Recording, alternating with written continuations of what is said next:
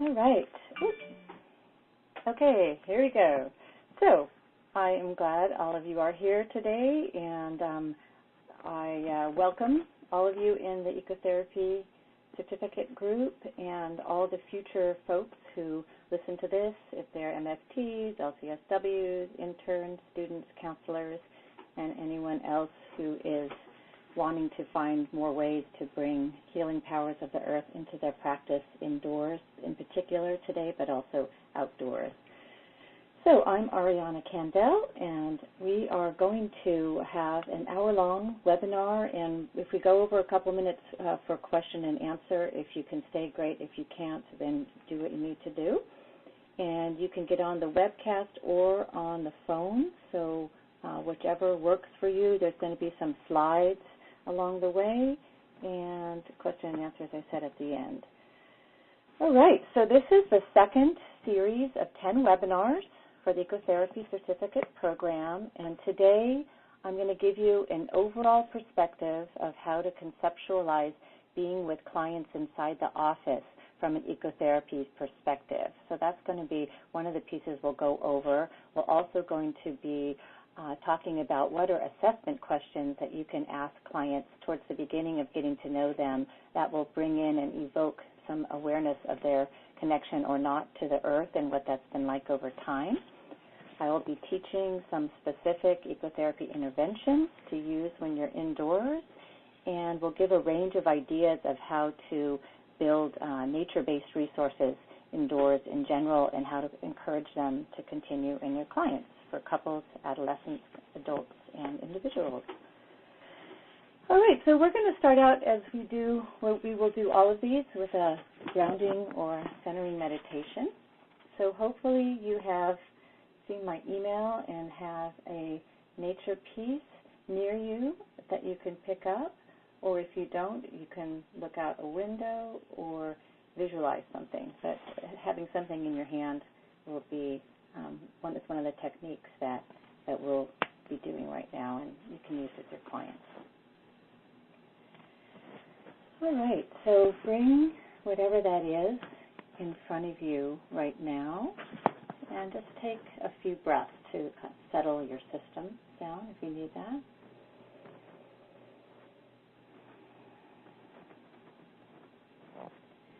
And gaze at this piece from nature and look at it from all sides, or look all around it, and notice what you see.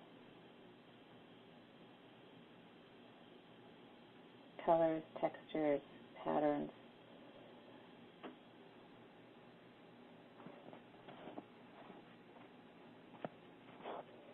And then bring in your sense of touch. So feel it if it's something, actually physical in front of you, or if it's the air or a tree or something out the window. Imagine what it would be like to touch it as you look at it.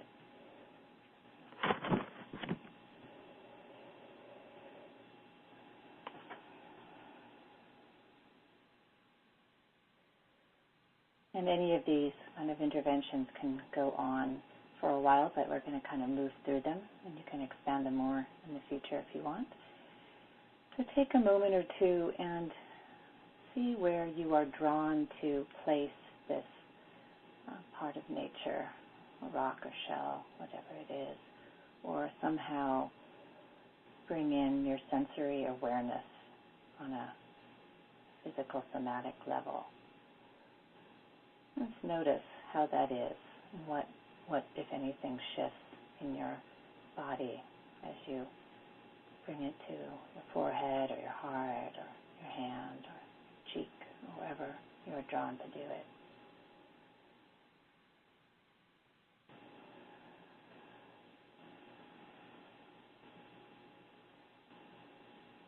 And if your body feels like moving a little bit as you do that, or shifting position, let that happen.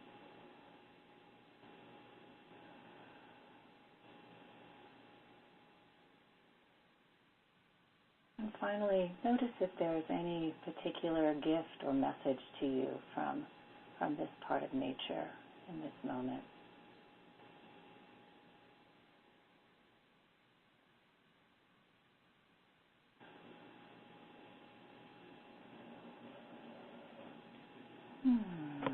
Take another breath or two and know that you can come back to this piece throughout the webinar or later today or any time and kind of recall what you experienced and take time to bring it in and feel into what it offered you. And hopefully it was something that was positive and nurturing for you. All right, so I'm going to switch gears, and I just want you to know that this is going to be kind of on the medium quick side because there's a lot of information I want to get across, so get your paper and pen and notes and water and all ready because we're going to start diving in. So before we get started, I want to just, in the specifics, I want to just reiterate why it's so important to have a sense of how to work indoors from ecotherapy perspective.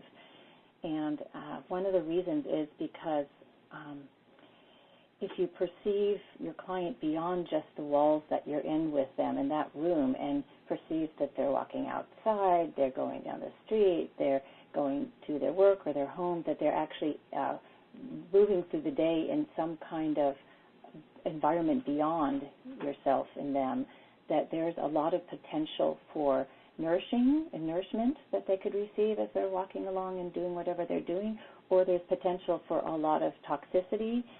Some may be inside most of the day, and some may have some times they're outside. So it's knowing that the environment around your client is going to affect them, whether they're actually realizing that they're happy that the trees are turning color, or they're mad or not happy and uncomfortable with the cold or the rain, and that is part of their life that we can hopefully help them to embrace and feel connected with as we, work with them along the way. So another reason indoor ecotherapy is important is it's a way of realizing that everyone is in relationship with plants because they're eating them, animals because they're almost always somewhere around, even if it's a pigeon or a bird flying through quickly or a bee or a fly. We're always in connection, we're always in connection with water if we want to be, because it's most of our body. We drink it throughout the day. We're in connection with the air we breathe and the ground we walk on. So most of our clients will probably not really have an awareness of that and know that they can learn ways to embrace those things and kind of be more supported and calmed and such by that. So that's kind of an overall perspective important to have. Also, indoor ecotherapy is important because most of our work with clients, unless we're doing specifically outdoor work in horticulture or animal-assisted therapy or something, going outdoors with our clients in wilderness work or any of those other things we talked about in the last seminar, a lot of our typical work as therapists with clients is going to be indoors. So it's really good to have this whole wraparound sense of all the possibilities of how you can bring yourself into the room with them in a way that is holding your relationship with the earth and inviting them into that. One more important reason, and there's more than this, but at least these are the beginnings, why it's important is that we can help the clients develop relationships with their pets, possibly that are even more fulfilling, or with their garden, or with their neighborhoods, with their parks, and such. So, and we can do that by some of the interventions that we're going to be offering today. Okay, so I'm going to switch this to the next slide, and this is going into a section about how we begin to interview clients and work with them and assess kind of where they're coming from. And so these are some basic question categories that you can ask of your clients, and I'm going to go on to elaborating them and give you many more. At this point in particular, you don't have to take a bunch of notes because I have it on a 2-page spread that I will send you digitally. But, feel free to do whatever you want to with that. Okay, so the first kind of category is what role nature played in their life. So you want to, know kind of, where they were born. If they're born in Manhattan, it's very different from being born out in the country on a farm. Where they've lived, has it always been in the city? Has it been some urban? And is there a place that they felt very involved in nature with as a child or growing up? And what was that like for them? Were there particular trees or gardens or animals or vacation places? So these are all part of kind of getting to know what their relationship was or is with nature. And, also what is it like now? Do they like to visit the ocean or the forest or the desert? Do they have a particular place in nature that is really enriching for them? And a lot of people do, and some people don't, haven't been exposed to that and kind of developed that. And is there a place in their day that they can go to? Can they walk outside for 5 minutes or 10 minutes and take a break a couple times during the day or the beginning or the end of the day and find something along the way that is calming or uplifting or inspiring or can even, give them some wisdom? Yeah. Okay, so those are some of the questions kind of in the first category. The second category is what's your family's relationship to nature? So, where were your parents born? Perhaps they were born in a different country and had a whole different relationship to nature there. Where did you move along the way? What role did nature play in their life as you were growing up, and what about now? And, and how are they related to where they are in nature, plants and gardens and such? Oh, another thing that, for the first part that has to do with the individual that you're working with, if it's an individual, is, what's their neighborhood like? Is it toxic or is it, got a lot of beautiful parts of nature in it? And how long have they lived where they're living now? And have they moved a lot? If they moved a lot, then people often will not reconnect to their new land, or if they're moving many times, they may haven't connected to the parks or the hills or the streams or the rivers for many years because they're just, kind of more nomadic or something that doesn't feel like they're rooted and that's going to be their home, so they may not prioritize or realize that actually makes a difference to people feeling more settled on many levels. Have they ever gone camping, and how is that ever involved in their life? And that, still have a couple more for the individual. Are there special environments that their heart opens up, or they feel uplifted, or they feel close to kind of the existential or mysterious part of life or spirit? So many, many questions to ask the individual.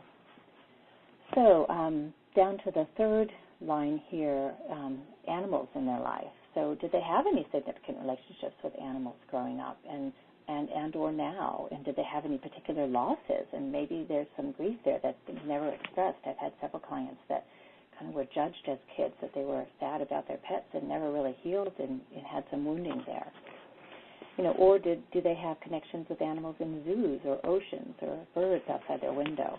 So kind of, fishing for and kind of opening up that whole, the whole beyond the room kind of way of being in life. All right, moving on. So are there any losses or breaks with nature? So some people have had falls in nature. Some people have had water issues, near drownings, or some people have been hurt falling off a horse or a bike or something. So is that affecting their relationship with nature now, or how did that how was that a part of their life? Or was there a part of nature that they lost? I know some people who, lived in a more rural area, then moved to the city, and it was a huge missing piece that it took a while for them to realize was such a huge missing piece for them. I know this is a lot, but just know that it's going to come back to you on the digital page, and you can sit with it and go over it. All right, so the next piece is a whole piece of work that we will actually spend some time with in one of the next two gatherings. So are your natural needs being met with your current career and lifestyle? So is what you're doing on a daily basis feel like it's a good fit for you, and in what you're pacing, your indoors and outdoors, your connection with people, connection with pets or animals, is there a nice flow for you that feels about right?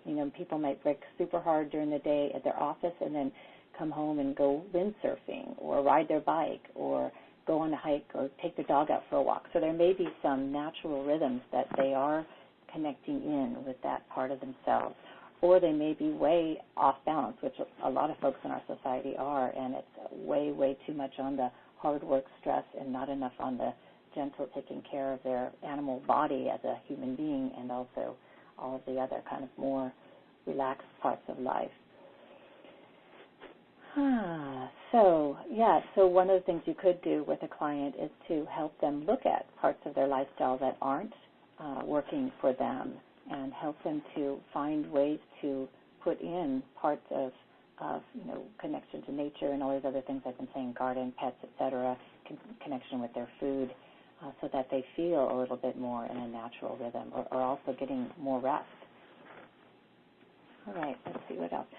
So lastly, for this round is to ask the client how they're being affected by what's happening on the planet, with lack of oil, with pollution, with radioactive nuclear plants melting down, all these things. How is it affecting them? Is it a low level of stress? Is it a high level of stress? Do they deny it? Does it come into their dreams?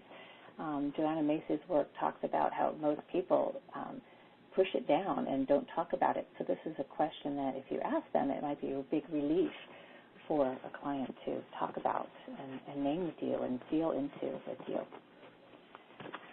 All right, so that is a good beginning of the initial ecotherapy assessment. And I didn't say in the beginning, but this is in addition to all of the more traditional questions that you ask them, what's going on in their life that they came in, what are their goals, how do they cope in general, the red flag issues, suicidality, domestic abuse, past trauma, all that kind of thing. So each of us will have to kind of figure out how to weave in these questions, and you may do it right in the beginning, or you may wait a week or two, or we can talk about that when we're together in our other times, our clinical group and the one-to-ones and such. So I'm going to move on. Let's take a big breath and going on to working with individuals. All right. So let's see. Oh, okay. Thank you. I got a little note here that you guys are hearing my cell phone beep, so hang on a second. I'm taking it down. All right, so breath, sip of water, I'm going to do that too. And moving on to working with individuals. So some of these are on the page that I gave out on the retreat. So the 9 effective ways of working indoors, and I'm not going to go over the ones we went over before too much because you have a couple of them. So first, starting with individuals, resourcing with pictures and plants and pieces of nature. So we just did a meditation that is one way of doing that, and you can adapt it for whatever the person needs. They need to calm down, they need to be uplifted, they need to see something beautiful. You can work with that in many, many different ways. So I'm not going to talk more about that. So the next one is using the room as a physical support. So actually what I'd like you to do, if you can hear me from where you are and you can move to a wall or a door or something, go ahead and do that. And otherwise, as what I'm talking about, just imagine it for a couple of minutes here. So I'm taking the phone with me and going to the wall. So this is if a client is open and ready enough to do something somatic and you want them to have a concrete feeling of it in their body, so you can invite them to go, step with their heels against their wall and their back and whatever other parts, of their body touch the wall. So do that right now. I'm going to just take a few moments to feel what part of you is connected to the wall. And push up against it a little bit so you can feel that it's sturdy and solid. Just notice how that feels to you. You may want to try it sideways, so your side is against the wall, or front ways, so your chest and your body is against the wall. Your front of your body is against the wall. So just see what feels good to you.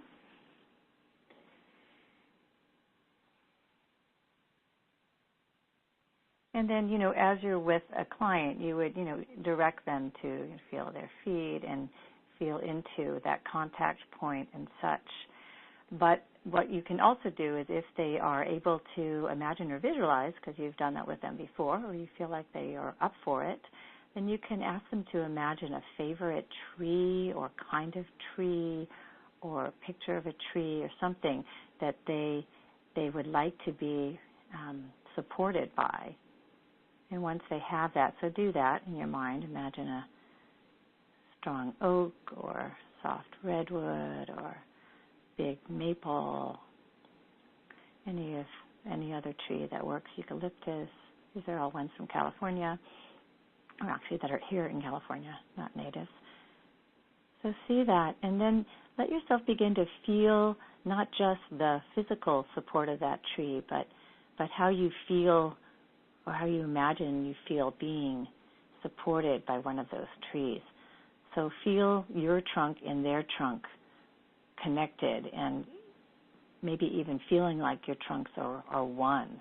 So you are part of this solid, strong trunk.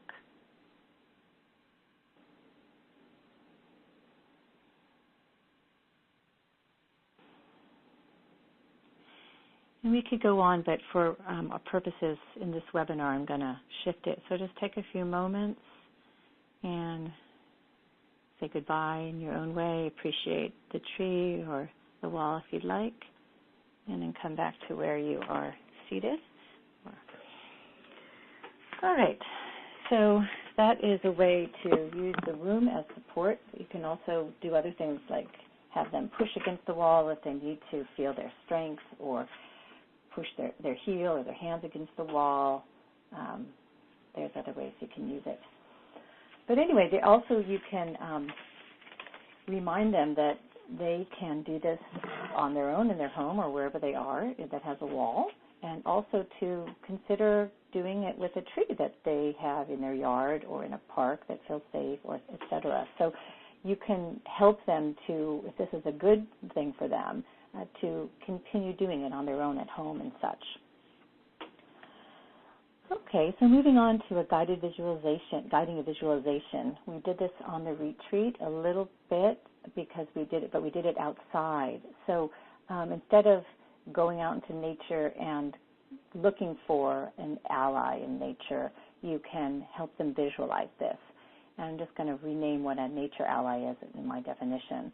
So it can be an animal, a plant, a landscape, earth, air, fire, water, any kind of natural element, calm waters, open sky, gentle breeze, protective lion or eagle, any of those things, something that is just right for the client in the moment, and that goes with whatever their issue is. So, it's very adaptable. And so instead of going outdoors to do it, you can help them to settle in their seat, feel the ground, feel the chair against their back, and then go to a place inside that calls in a particular animal and such. And I usually ask them to nod when they have it and let me know what it is, so then I can continue the visualization, knowing kind of a little bit more where they are. Yeah. And so, you can help them to feel its presence, whatever it is, experience it throughout their body, feel how it could be in their body and move with them, or against their body, or on their shoulder, depending if it's whatever it is, and help them to really get the somatic resource of this ally. And then you can talk about it, about how it relates to whatever their issue is. You can, invite them to get a picture of it, to put on somewhere close, bring it in their purse. You can, have them continue this again, because it may be something that they need when they're in a difficult situation. They may want to, call it back into their imagination and in their, awareness of their embodied feeling of it. All right, so the last one for working with individuals on this round is using nature poetry.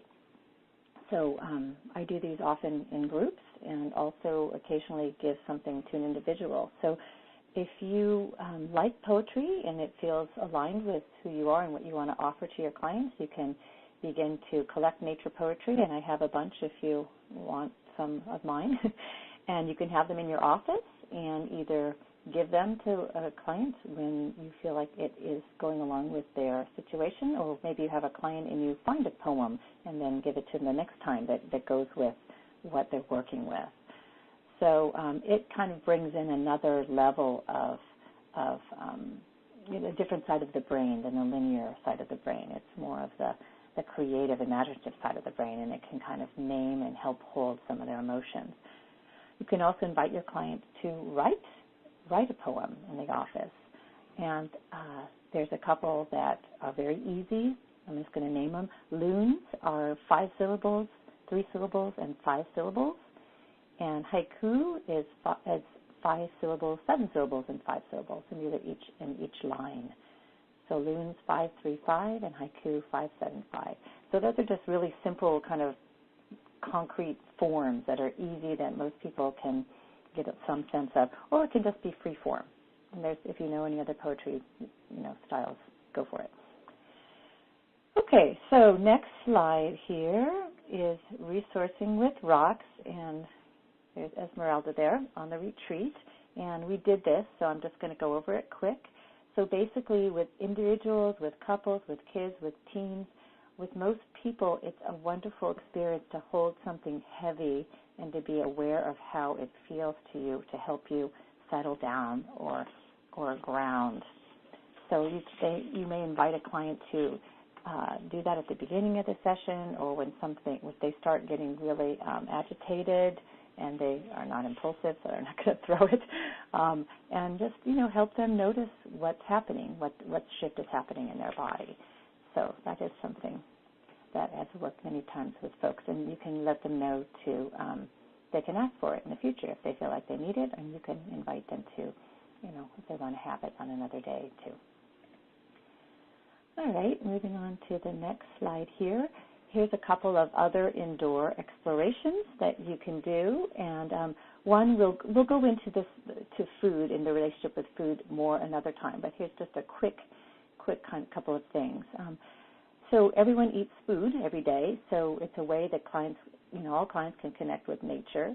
So you can talk about the food that they eat and who grows it and where it comes from and who prepares it, and do they eat it quickly, do they eat it slowly, do they eat too much or too little, and you may invite or introduce ways of having them slow down and to eat a leisurely dinner or lunch, a romantic dinner or date, or making a special dinner or breakfast or something for themselves that they actually take special care to do, and do it with a little bit more preparation and such. And I know we have Andrea in our group will probably give us some ideas along the way of how to do more mindful eating as we go through these months. So that's one.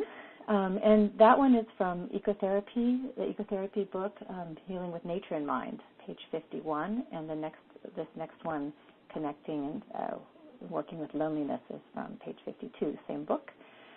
So a lot of people in our world, in our culture, are unfortunately lonely, and the loneliness is partly because they are either in isolated jobs or don't have whatever relational issues they have, but people have a pack animal nature to them, and that we need a certain amount of connection with people to feel balanced and happy and healthy. And depending if you're an introvert or an extrovert, you'll have a different level of what that is.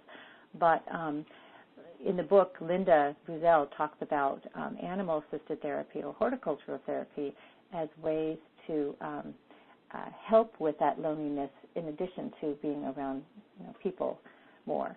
So, working with a client to, get some comfort and connection with their pet, or going out into the garden and feeling that connection with nature can help people feel a little bit more part of life and part of the growing part of life that is beyond their, isolated homes or offices and such. And other ideas are encouraging people to have food exchanges, or joining a local community garden, or going hiking with friends, or joining other groups and situations that are people interacting with some form of nature that in a way that's healthy. Okay, assessing time spent in nature. So there, as you get to know your client and ask some of those initial assessment questions, you'll have some sense of this. But for some clients, you may want to have them kind of begin to be aware of what they're doing or not doing in nature by asking them to do a nature time journal. So you can ask them to do it for a week and then bring in their information. So you're asking them, this particular week, are you indoors, outdoors, in a cubicle, in an office? How much time indoors? How much time outdoors? If you're indoors, what's the lighting like? Is it natural or fluorescent? Are you sitting a lot of the day? Are you up and moving a lot? And then, how much time do you spend with animals during your week, with humans, with internet and, associated digital kind of contraptions, and in nature? So kind of having them kind of lay it out, kind of like a food diary. It helps them to see, wow, there's 15 minutes twice a week that I'm actually outdoors, or, such like that, or wow, I have a lot of pet time, but hardly any social human time. So that can be kind of illuminating for them. And, also other things to kind of go with that is how much time do you spend exercising, sleeping, eating, being touching, and those all can kind of help them to become more aware of their, how they're treating their physical body and their sense of balance with their human natural cycles of kind of basics of human nature. So that time diary is also from the Ecotherapy book, and it's 2009. I didn't mention that before, and that's from page 50. So now we're going on to ideas for engaging children and teens, and I'm going to invite Adriel on here. So give me a second here. I'm going to unmute her, and we'll see if she can come in here. Hello. All right, Adriel? Yes. Yay, hello. good. There you are. So, put it away. Good. So I'm working with children and teens with this idea of indoor ecotherapy. From my experience, focusing on something that they can actually literally wrap their hands around can be very helpful. Working with children up through adolescence, I have found it really helpful. I have a animal card deck that lists the different animal totems and what that might mean if they were to choose that animal, and have them randomly select a card. And we can talk about how the qualities of that animal might provide them with some kind of strength or wisdom, or how does it affect the situation that they're in at the moment.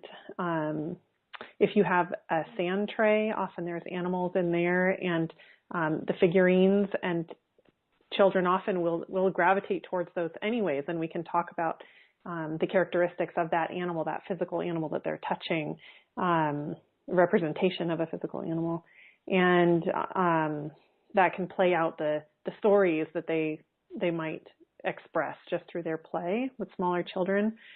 Having a basket of natural pieces like we had talked about for adults is also really helpful for children, and making sure that there are things from nature that they might be able to recognize from their own experience, so that it's not just a random item, but like a pine cone they might have actually seen fall on the ground, or a shell that really looks like a common shell rather than like a piece of coral or something that they might not recognize. And have them have a variety of weights and sizes and textures and colors if you can, and you can do a sensory exploration with them of how does it feel, smell, what kind of weight does it have, what's the texture like, where does this appear in nature? Have they seen it before? Would they like to see it? If this was a pine cone, how big might the tree have been? And so you can get into bringing them into an experience through something that they can actually hold in their hands. And something else, let's see, I'm looking at the notes here. So having pictures that they can actually see of nature, having scenes that you might find pleasing. But something else that I've done with pictures is using it to spur either yoga or mindfulness-based practice with children. And for the little ones, it can be really, really fun and effective to have. I've used pictures of gorillas, starfish, trees, airplanes, and had each of those represent a physical activity that we would do. Like you can imagine, one of my favorites is gorilla because it's so rich. Most children love the gorilla, like it's just such an animated creature, right? And they want to make the shapes of the gorilla with their body, and they want to make the sounds. And so you get to invite them to practice with volume of their voice and caring for themselves and like how hard they beat their chest or how soft they beat their chest. And there's actually a yoga pose called the four-legged ghost pose that looks like a gorilla, and you can have them, kind of hanging their head in their hands and going back and forth. And so they get right into it. And as soon as they see those pictures come out, they get so excited. So that's a fun one. Expressive arts, so drawing or painting. And again, this can be from their own experience, or it can be imagine a place that feels really safe, or where would you want to go where you would feel really happy, or, and who would you want to bring in there? And you can have them create drawings, paintings. That's been very effective for me, especially working with smaller children who have experienced trauma, that they can tell stories with art, and connecting with nature is a very effective way to work with them. And the last point on here is children's books. There are some fantastic books out there that tell stories about nature, and there's one of them that I recently came upon this winter called On Meadowview Street by Henry Cole, and there's a link on the page here that you can click on, and there's a man who actually reads the story while you see the pictures, which is kind of fun. You could have a book that you could read with the child, or you turn them on to something like this where they could view someone else reading the story to them. So I think that's it for me, Ariana. Yeah, thank you. Thanks a lot, Adriel. That's great. All right, I'm going to mute you and go on to the next slide. Okay. All right. Okay, so ideas for working with couples. So again, there's Esmeralda and Lily there. They are not a couple, but they just had two people together, so it kind of looked like that. So one of the first things that you can do with couples and towards the assessment questions are, what kind of activities did you like when you were first courting? And a lot of people will often have outdoor kinds of things, seeing sunsets, taking walks and hikes together. There's a lot of kind of sensuality in nature that can often happen with couples in the beginning. So you can talk about what gets in the way of that now, and do some problem solving and or homework giving to, if they're ready enough, to get them to kind of bring in some positive experiences together again in the outdoors.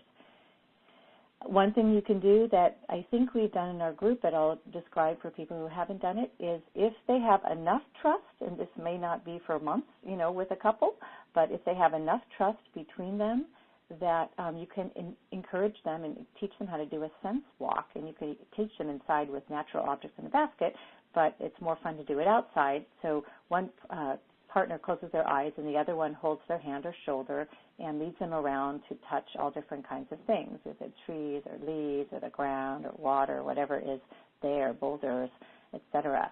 and then they switch, and then they talk about it, and about the sensory part of it, and also they can also talk about the trust part about it if, again, you feel like they are ready enough. I got to tell everybody something because it's just so amazing. There's a gorgeous, gorgeous rainbow right outside my window and a super bright, incredibly colored orange, yellow, red tree that is kind of going down upon. It's like a miracle. It's so gorgeous. Anyway, so nature is saying yes and hello to us. Okay, so with couples, you also, if they are getting agitated, there's many different things you can do with them that bring in ecotherapy. You can help them start a session by doing a visualization of a place in nature that helps them feel peaceful or calm. I've done this many different times. Or having them call in some kind of nature ally to help them understand the dynamic or the issue going on. I've done that at times too, and then have them share that with each other, talk about it. So that can be bringing in the awareness of nature and ecotherapy. And you can also do any of the individual interventions that we spoke about earlier. So, just go back to them and you can see which ones, you think might work. All right, so there's actually a whole chapter on couples that I assigned for you folks to read, and it'll give you more ideas, and it's a great example of a particular couple and how giving them homework in nature helped them. So you can read that on your own. So therapist tools and perspective. So similar to working with all those individual tools for an individual client, you can use any of those individual tools for yourself. So before, occasionally during, or after a client, you may want to hold a heavy rock. You may want to call in a nature ally. You may want to lie down on the ground or lie against the ground and release. So you may want to call in something that's rejuvenating or stress releasing or inspiring from nature. So those are a lot of different tools you could use, and you can also kind of work before a client comes in, or I do this sometimes a day or two before I'm going to work with a client that I have a particular challenge with. I may do a whole process of usually 10 minutes or so, 15 minutes of what in nature can help me to hold them better.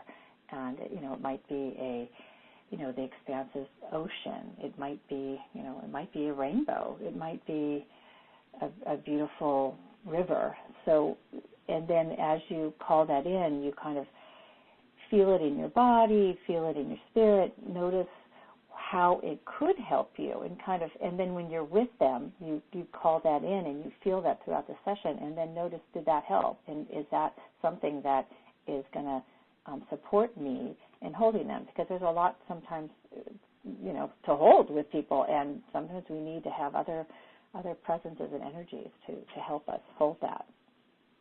Let's see. So as you're talking to and listening to your clients, listening for what they're naming in nature, just by their talk. If they had a weekend that they had something that went really well and it was outdoors, or if they are having a really hard time and feeling very hemmed in because they're not being outdoors, or they had a dream and it had a dove in it, or they there's lots of different things that people may have in their normal speech that if you focus on it, on listening for the nature images, that you may pick up a lot more than you would if you didn't focus on it. So once you are hearing some of those things, you may want to bring some attention to it, and because the person might not actually realize how potent it is, or that they can actually work with that image or metaphor or actual part of their daily life.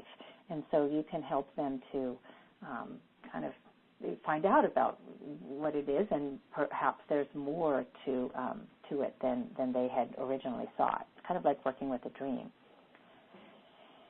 So lastly, also as part of that, you may pick up some of their concern about what's happened to the environment and how they talk about it or don't talk about it. And so that is also sometimes present in the room, but not obvious unless you are kind of looking and listening for that. And another thing that therapists can do is that, and I've been doing this more over the last couple of years, is as I'm being with someone and just kind of letting all the different things that they're saying and working with kind of flow over me and in me, I will occasionally have a very strong or a medium strong image of something from nature that their situation feels like, or something that they could use, and then I will, somehow bring it in, and if it, when the timing's right, and let them know what I'm seeing. And several times when I've done that, it's been a very helpful image that hasn't necessarily been theirs, but it's helped to kind of crystallize what was going on. So that, it's kind of like the mirroring back someone's medicine walk, or mirroring back someone's, what they're talking or their story to us, and we're giving it part of a flavor of us. And maybe we're speaking from the ancestors back to them. Maybe we're speaking from deep feeling. So as we go through the year and learn about mirroring from all the different shields, you'll have various ways how to bring that in. All right. Lastly, so let's all take a breath. We're almost to the end. There's a couple more things. Okay.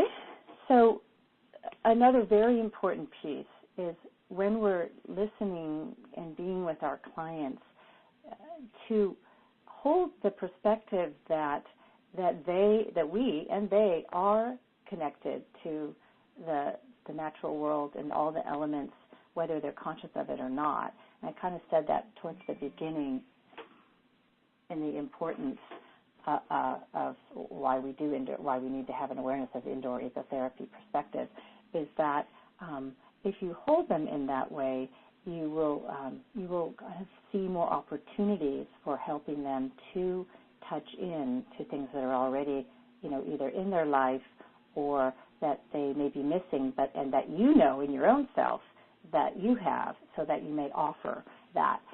So in the last several years that I've been bringing more ecotherapy into my work with clients, I'm much more attuned. Are they taking any walks? Are they getting outside? Is it outside refreshing to them?